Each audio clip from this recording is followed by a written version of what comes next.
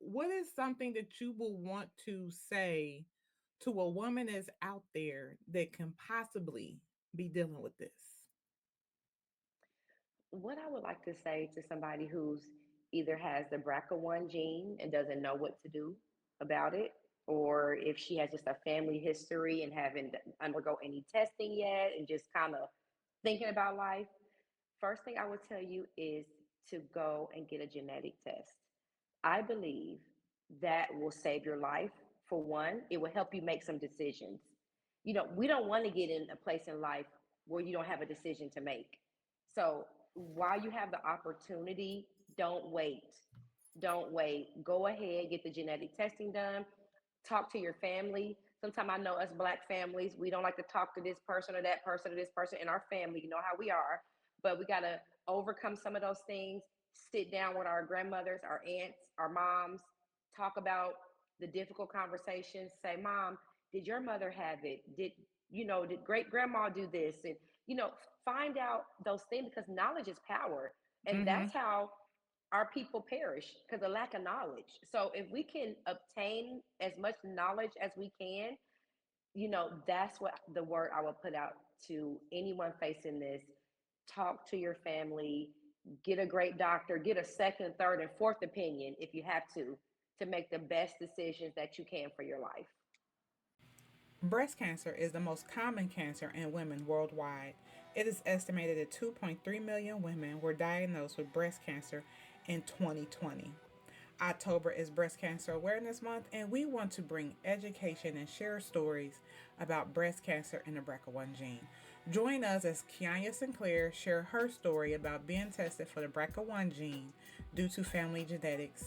Ladies, be sure to get your mammograms and be sure to get tested based on your family genetics for the BRCA1 gene. Let's jump in.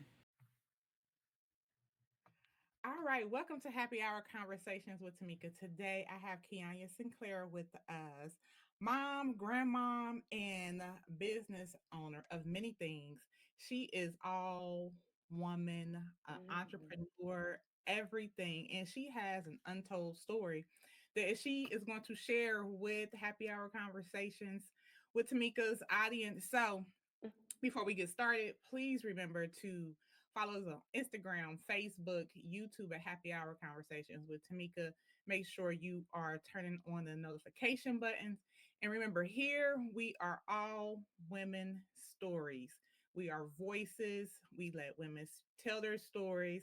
And we just here to have a good time and hear stories and laugh. So, Kianya, for Breast Cancer Awareness Month, you have chosen to come and hang out with me. So thank you. Yes, you're Thank you. welcome. It's an honor to be Um, here. Thank you. So tell us a little bit about yourself, and then we're just gonna dive right into your story because you shared with me that it's an untold story. So I'm like, oh my gosh, you coming here to share your story with us first. Let's get into it. Yes. So, hi everyone. I am Qianya Sinclair, and I do have an untold story that I would love to just share to the world.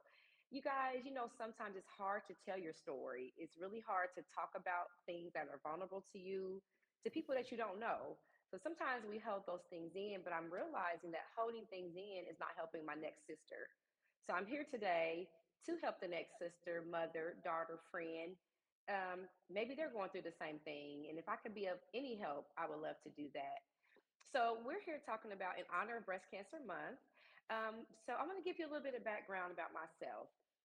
My family, my mother's side actually, we have a generous maternal family history of breast cancer. And so when my mother was first diagnosed with breast cancer, I was about 25 years old at the time. And her oncologist suggested that I undergo a genetic testing. So Minnie's like, what is that? So it's basically a test that you'll do, and it's going to just let you know if you're a carrier of the BRCA1 gene. And I'll explain what BRCA1 means. So BRCA1 is a mutation that actually makes me at a higher risk, 80% chance of like ovarian and breast cancers. Um, so with that information, it gives you the opportunity to make some type of decisions for your life. So just to kind of go back, my mother had breast cancer, and then my maternal great grandmother, she died at 49 from breast cancer. Then her daughter, which was my grandmother, she died at 49 from breast cancer. And then my mother had breast cancer. She found out when she was about 42, 43. Hmm. Most of the women in my family usually find out in their 40s. That had been the trend. You know, all the women are getting breast cancer at 40. And I had an aunt that was very close to. She was a nurse. She was sold out for Christ. You know, she just did everything right, if you will. Saying my aunt I was very close to, she was diagnosed with breast cancer in her like early 40s as well. And that was my grandmother's sister. And so when she was diagnosed, it was a very aggressive on her, and she passed away at like 45. So that really scared me, to be honest, and I was with her through that journey, and my mom as well, but my mother was the first survivor. But seeing people that are close to you passing away, I decided to make some decisions. So once I found out that I was BRCA1 positive, I went to my gynecologist as well as my primary care doctors. They all worked together as a team to just give me the best care possible. So from age 25, I have been getting mammograms. From age 25, I was getting breast MRIs. I was also getting the CA125 test to make sure there was no cervical cancers going on as well. And that was a lot to just even think about from the age of 25. And my mother's oncologist told me, he said, by the time you're 30, if you don't want any more kids, because I had one child at the time, he said, if you don't want any more kids, go ahead and get a hysterectomy at 30. Then he said, by 40, get a double mastectomy. So you're Oh, thinking wow. 25, you're like, okay, I got my whole life. You're not thinking about your 40s because you're 25. But one thing I did do, I kind of stayed up on it because in the back of my mind, it was always this nagging thought of like, what if I get cancer? What if something happens? Should I have a hysterectomy? Should I get a double? Do I want more kids? It just had all these things puzzling in my mind at such a young age. And so what I did, I always stayed in contact with my genetic counselor. We went through my family tree, and just they kept me up to date on new studies in BRCA1 testing, new things, even with the breast cancer, any new innovations. I kind of stayed in the know with that just to see, will I at 40 still have to do that same course that they told me at 25? So let's Well, pause real quick mhm, because you said that at an early age, and you were testing for mammograms at 25 because you did have the gene. But you correct. also said you were getting breast MRIs. And I don't know if what's the difference? Like, what is the difference between the MRI and the mammogram? So the mammogram is Because it will show the same thing, right? well, actually, MRI is a more in depth because sometimes they may not see something if there is something on your regular mammogram. Mammogram. Okay. Some women have had mammograms and oh, I just got my mammogram, but then they finally had cancer and didn't know it. So sometimes, especially if you have a family history, the breast MRI is going to show you just a little bit more than Got you. what the actual mammogram can do. Okay. So that was the reasoning for me getting the mammograms. Okay. And I I was and even I thinking, like, wouldn't they show the same thing? I'm glad you Yes. clarified that. Thank you. You welcome. And you know what? With that type of history, I am really thankful to my doctors, because my doctors, they were my aunt's doctors, so they kind of knew my history very well. And they were after me, don't wait, don't wait, don't wait. That's all I could hear in my mind was don't wait. And so I was about 39. And so now I'm going to be 40. Now it's like anxiety started to come on me now. It came from a thought to anxiety because it's like, okay, 40 is when you're supposed to like do it everything. 30 is supposed to get the hysterectomy. I didn't do it at 30. 40, double mastectomy. So I was like, what are you going to do? And so I ended up getting a second opinion because I was like, do I really need to have surgery? And I would have people say to me, even family members, why would you have a surgery if you weren't diagnosed with cancer? You know, and to their point, I guess that's a good question. But you know what? People have surgery for things less than that, for cosmetic reasons. And if I had an opportunity, just one opportunity to try to save myself, I said, you know what, I'm gonna go for it. It's like it wasn't a cosmetic thing for me. This was a thing of, let me rewrite this story. The story don't have to go straight down the line because I'm up next. Powerful. It was my great grandmother, grandmother, mother. Here's me. And so I was like, you know what? No, we got to make a change here. And so at 40, I did it all. I went ahead and had the hysterectomy, a complete hysterectomy. So no more ovaries. So that put me into surgical menopause. And that's been a journey in itself. But I remember my nurse telling me, because I was so scared. And she was like, you know what? You were going to go in menopause anyway. That was going to come anyway. So it's just coming a little early. So it's like either you want cancer or do you want menopause? You know what I Mhm. mean? Because Mhm. she's looking at the history. Like, you know what, girl? You're going to menopause. So if you got to take it early, go ahead and take it.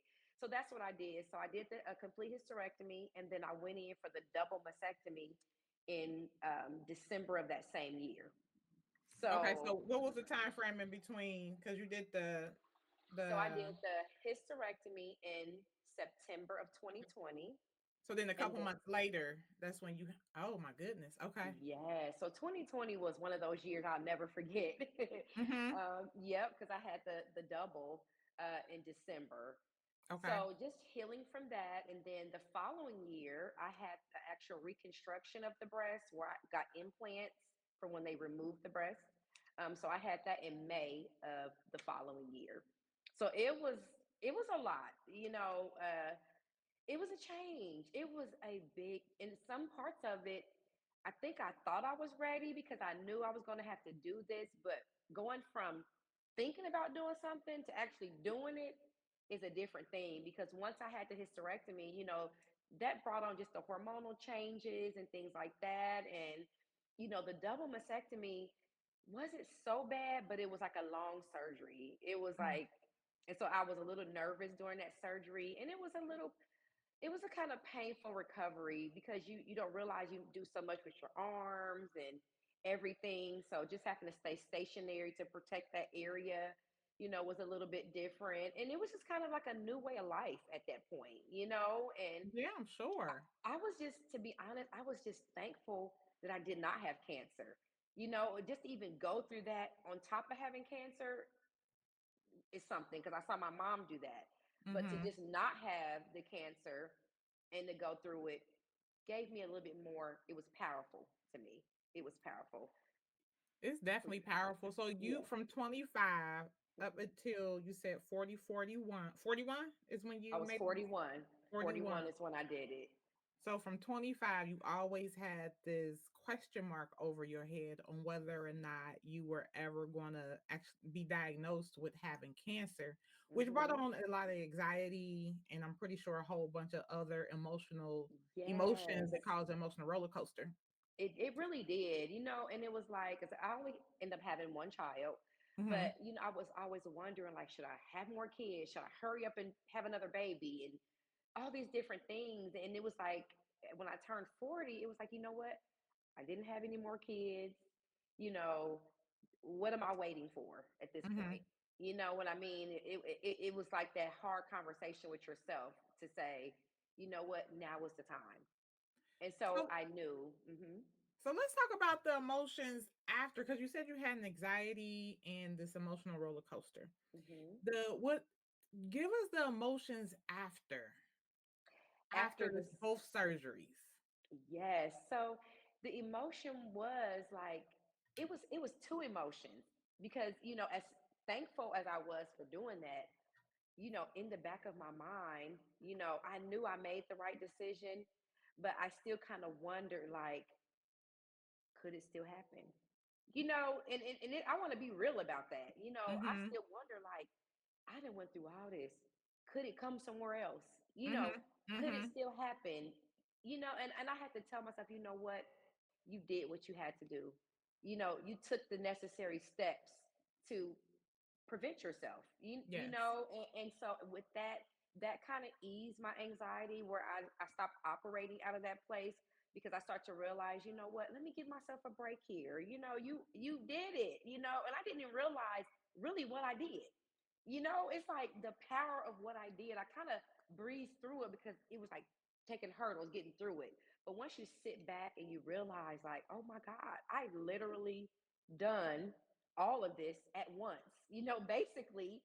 And so, I did have, like I said, some thoughts about when it come, but now I feel good.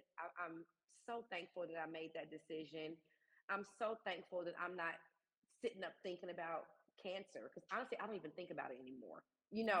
I Good. I don't think about it at all anymore. It's not even a what if or, and I think because when you are a person that you're used to thinking a certain thought, that doesn't like go away like that. You have to train your mind to not think those old thoughts. I say, you know what, Mm-hmm. Kianya, those were old thoughts before the surgery. You've had preventative surgery. Let's step into that place. So I had to Mm-hmm. kind of walk myself into that place of freedom, So you had to reset. Did you do any type of reset.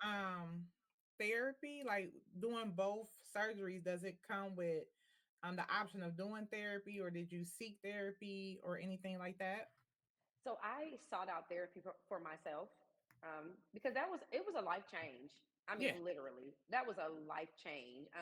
Because another reason why I went ahead and did the hysterectomy, not only because of family history, but I had fibroids, tumors as well, and I know a lot of us Black women get those, and so it was causing very heavy cycles and things like that, and causing anemia to where I was getting like iron injections. And my doctor was just like, you're going to feel so much better once you get the hysterectomy. And honestly, even though I went through like a hormonal change, it doesn't beat not having those other issues. Mm-hmm. I feel healthier now, if that makes sense. I feel Good. a lot more healthy. I didn't feel so healthy because I was tired from the draining and the anemia. And so I said, you know what? We gonna deal with something in life. If I gotta deal with some hot flashes, well, by golly, I could just fan. I mean, it's like I had to think of a new way to look at this, and you got to dance in the rain. It's like, you know what, a little hot flash here, I can take my jacket off. I Mm-hmm. kick my covers off. Those were just some of the changes, that I went through from doing all of this, and even with the mastectomy, it was like, you know what? They didn't have to go into my lymph nodes because I didn't have cancer. So that was another thing that I was grateful for. That could have been a little bit more different. The healing process could have been different. So again, I'm just thankful that everything kind of just went as planned. And even how they told me when I was younger, it went that same way. So I'm just again happy that I chose to go that route and just feel better. That's the whole thing. I just want to feel good from the inside out.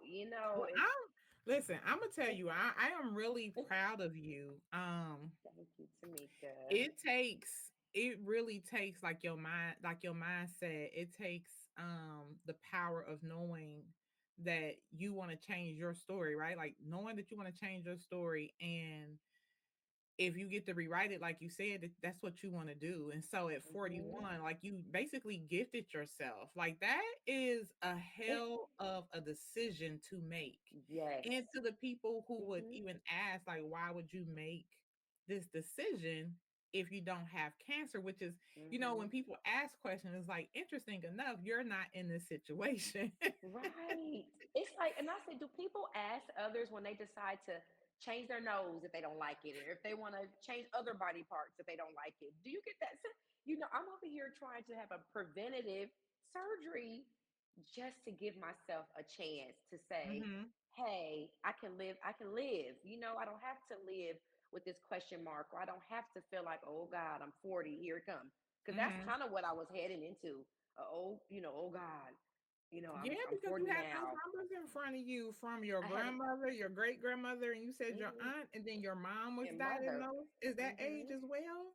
Yeah, my mother got diagnosed like 42. So, Yeah. And so mhm, that's heavy. That is really yes, heavy.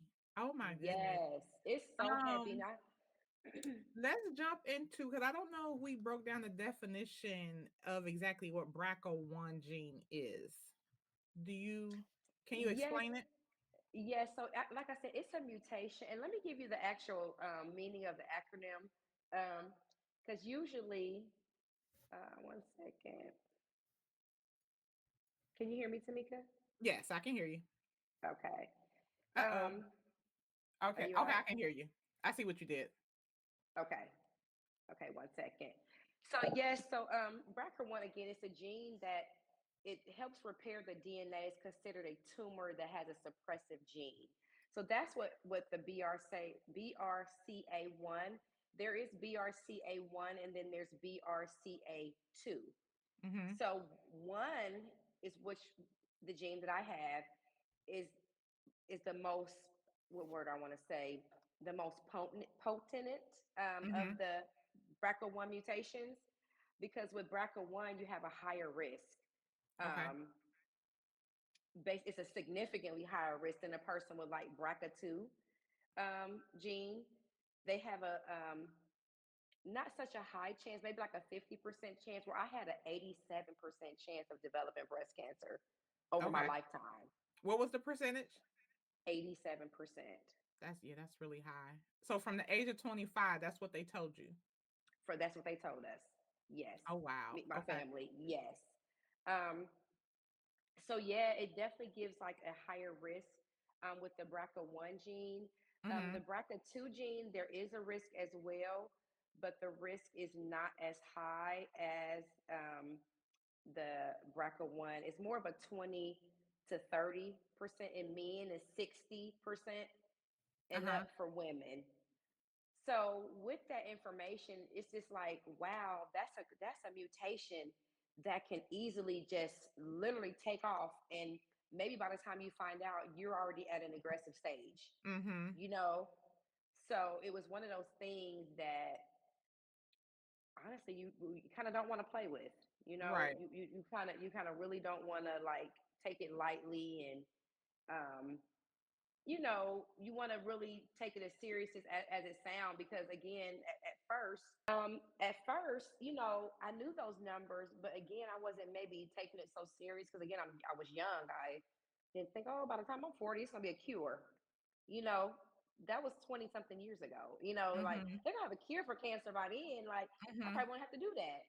And so I really like again, once I started to get closer to 40 is when I really kind of started to get more of an understanding of the BRCA1, because I knew what it was. Like I said, I would go to genetic testing, but really, it's different when you hone in on something.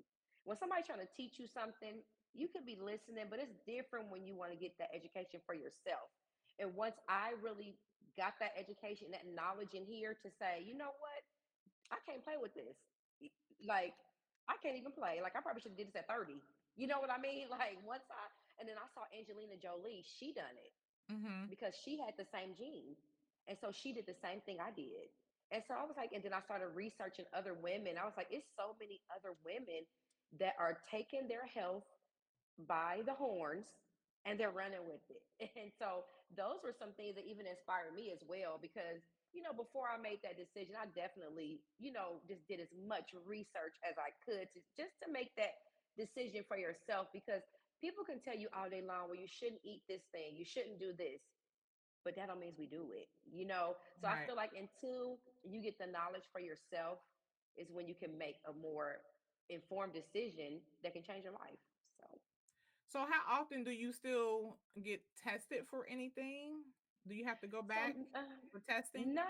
not necessarily for like mammograms, but I actually been going back to just do my normal, you know, yearly procedures, you know, with our OBGYN, you know, if you Mm. will.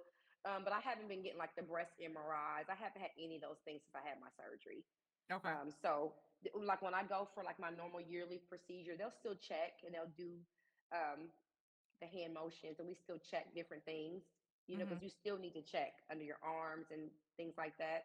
And then I do see my plastic surgeon who performed my reconstruction, and I have to go there once yearly just to make sure everything's okay, you know.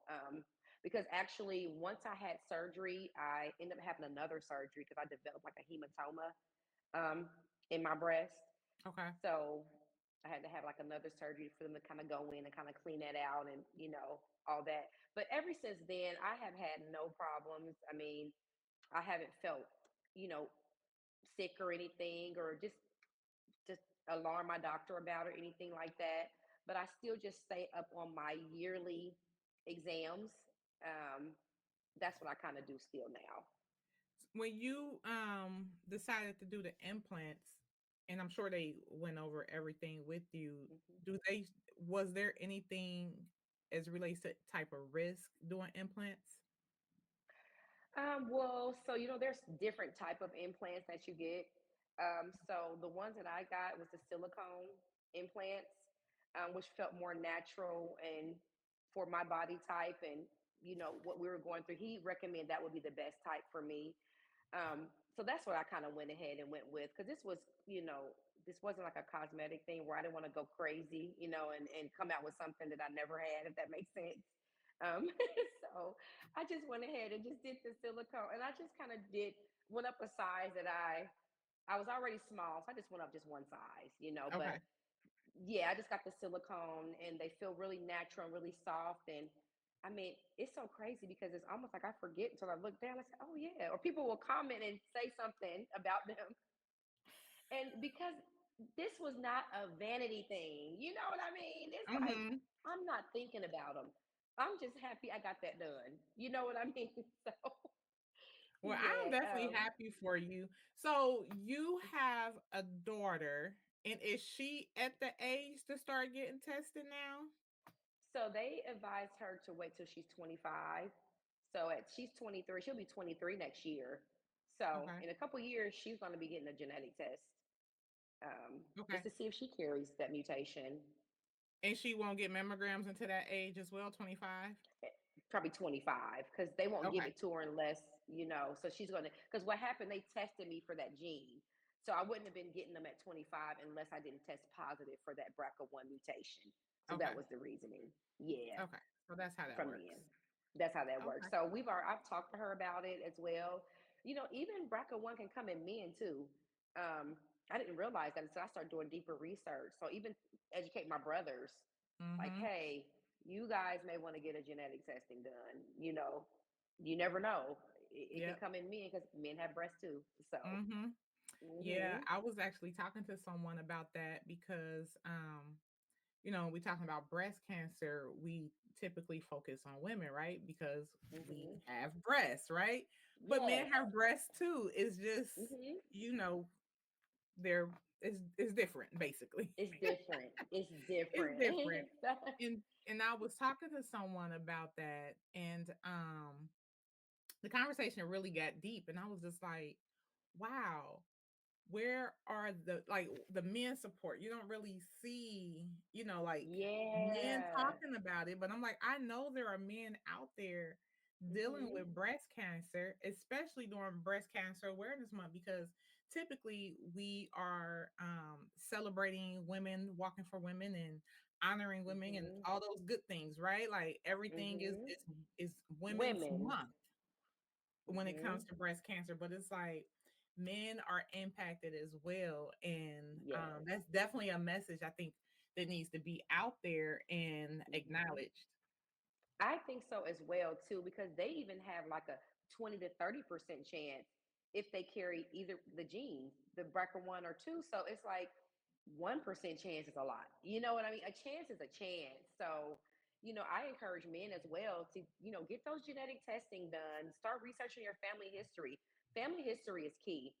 If you don't know where you come from, you can't know where you're going. Hmm. And if you don't know, a man may not know his great great grandmother or great grandmother had, or his great grandfather, or uncle, or something, had those genes. So I do agree for men to, even if they have a history of breast cancer, I encourage men as well to go ahead and get the genetic testing done too. Yeah. And it's simple. I know men don't like to go to the doctor, but it's a simple blood test. That's all they do. And then they'll let you know if you carry the gene or not. Because I know with men, we're more proactive with our health. We're gonna go to the doctor for everything. We going, my eye hurt and I want to go to the doctor. But yeah, we go to the doctor for everything. And men, it takes them a while. So yeah, shout out to the men, guys. Let's go ahead and get Yes, that genetic testing done as yes. well. Shout out to the Yes. men. Well, I Yes. definitely appreciate you coming on, sharing your story. It's powerful. And listen, you are a warrior in this space. I'm like, when you was telling me, I was like, girl, what? What now? Yeah. Huh? Yeah. And the fact that you took your health into your own hands, like that's powerful, you know? Hmm. And Yes. we never know what decisions we'll make until we really have to make those decisions. And what was Hmm. important to you was I still want to be here. Yes. And what do I want to deal with? I can either do this and be preventative, Hmm. or for however many, from 25 to, you said 30, then 35, like every 5 years, right? But for you, it was Yes. literally every year. 5 years, just having to make some decisions as to, are you going to get a hysterectomy? Are you going to get a mastectomy? Yes. Like, what are you going to do? Yes, like And like I you were said, those. faced with having to make some type of decision. And Hmm. sometimes, you know what, when I'm listening to you, sometimes we really do wait until We it's the do. very last minute, right? Till we're faced to only not even having to make a decision no more. You get what I'm Right. saying? You got to Like, do this it. is what I have to face with. Like, this is what I This is have to deal what, with because I didn't make no decisions beforehand. And so because you you know what? literally took your health in your own hands and made decisions. So I just want to You say know, I'm super, super, super proud of you. I'm hoping somebody, not hoping, I know somebody is going to hear this story and I know it's going to empower them because somebody right mm-hmm. now can be faced with this same situation. Like, what am I gonna Yes. do? What am I gonna do? What am And I like gonna you do? said, I was piggybacking off, and not to cut you when you were saying sometimes we wait to the last minute. And like I said, even with myself, I had been knowing all these years the plan that was basically set for before me, but knowing a thing and doing a thing, and I had Yep. to really get before God with this, before my family, before my doctors. It was a collective decision that I had to make, because it's not easy to just do that. You know, that just was not an easy thing. And I would just remember, when I went in for that double mastectomy, and I don't know, it was like a fear came over me when I was in the operating, getting ready to go down. I was like, oh, am I doing the right thing? I don't know why I started to have all this fear, and I know the surgery was going to be a little longer than that hysterectomy. But you know what? I'm happy that I did that. I'm just want to tell you that there were fears there. I don't want to make it seem like, oh, it was a breeze. It was fear I had to overcome. Oh, you know what? I am Literally. so glad you said that. I am so glad you Yes. said that because that I is had to that's the overcome truth. that. That is the Mhm. truth because I could not imagine. I don't know. I just Yes. feel like listening to your story, it's just like, wow, from 25 to 41. And then you just said, you know what? Bump this. This is what I'm going to do Pump because I it. want to see 42. I want to see 43, 44, 45, Yes. 46. I want to live past my grandmother, my great grandmother's Yes. age. Like Yes. And that right there is powerful within itself.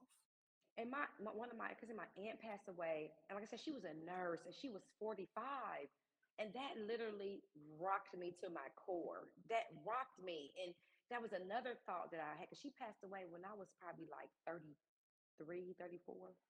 So, that rocked me. Hmm. It was unbelievable that she died. And it's even to this day, it's still. And it was like, no, God, I can't go out like this. I can't, and I didn't want to be at 44, 45, and praise God, I'm 46, and it's like I'm living, I'm breathing. You know what I mean? And Hmm. just to see what of an incredible woman that she was and what she left behind. She left behind 4 kids and her husband, and I saw that, and I watched her life, and it was like, if anything, I gotta do this for her. You know Hmm. what I mean? I gotta do this, because she definitely, showed me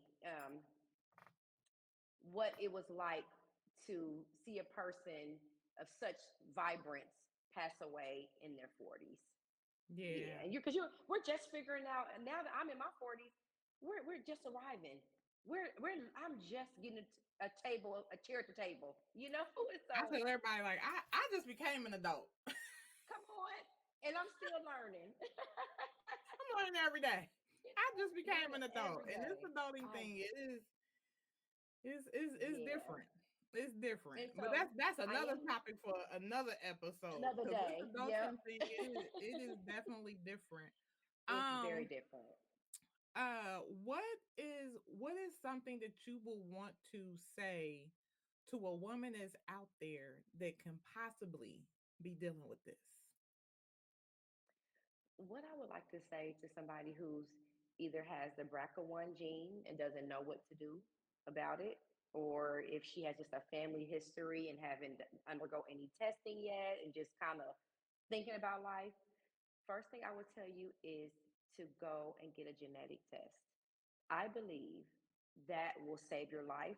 For one, it will help you make some decisions. We don't want to get in a place in life where you don't have a decision to make. So while you have the opportunity, don't wait. Don't wait. Go ahead, get the genetic testing done, talk to your family. Sometimes I know us black families, we don't like to talk to this person or that person or this person in our family. You know how we are, but we got to overcome some of those things. Sit down with our grandmothers, our aunts, our moms, talk about the difficult conversations. Say, Mom, did your mother have it? Did great grandma do this? And, you know, find out those things because knowledge is power. And Mm-hmm. that's how our people perish because of lack of knowledge. So if we can obtain as much knowledge as we can, that's what the word I would put out to anyone facing this. Talk to your family, get a great doctor, get a second, third, and fourth opinion if you have to make the best decisions that you can for your life. And can I add just in general, Sure. just in Yes. general, In general. please just go and get mammograms. Go and Yes. get your mammograms, ladies. Go Yes. get Yes. them Yes. Yes. yearly. Is Yearly. preventative. Make sure you schedule your appointment, and before you Hmm. leave, schedule your follow-up appointment for the next Yeah. year. For And the I next say year. yes, because sometimes it's Hmm. hard to, it's hard to get in there sometimes when you wait last minute, but you schedule your appointment when you leave, and so you just are on a routine and go and get your mammograms. Here's what I'm gonna Hmm. task you with though. Okay. I'm gonna task you with because what you 40. When's your birthday? It was August 4th. I just turned August 4th. That's 46. right. So you just turned Yes, 46. I did. Okay, so you got a couple years. But when Hmm. 49 get here, when 49 Yes. get here, when 49 get here, you are gonna have to do something big. You are gonna have to do something Yes. big because that is your milestone to where you are crossing over, and that Crossing when over. you already changed the trajectory, but that's when you are truly have surpassed the age of your grandma and your great grandma. So listen, Yes. we get ready to close up. Qianya, I want to say thank you for coming Oh, on Happy Hour Conversations with Tamekia, sharing oh your yes. story, using your voice. I'll make sure let the people know how they can contact with you with your Instagram because you do have some businesses. So make Yeah. sure y'all get your Instagram before we leave up out of here. Yes, guys. If you want to follow me for more, follow me at The Sync Life. That's TheSinclife for follow up on fashion, beauty, all things about me, personal things, fun things. I also am an owner of a Jamaican restaurant, so follow me there. Taste of Jamaica 937 if you want some of them delicious oxtails. The food is really good, y'all. So listen, I am your girl, Tamekia Qianya. Thank you, and we'll talk soon. We are out of here. Thank you. Bye. Have a good one.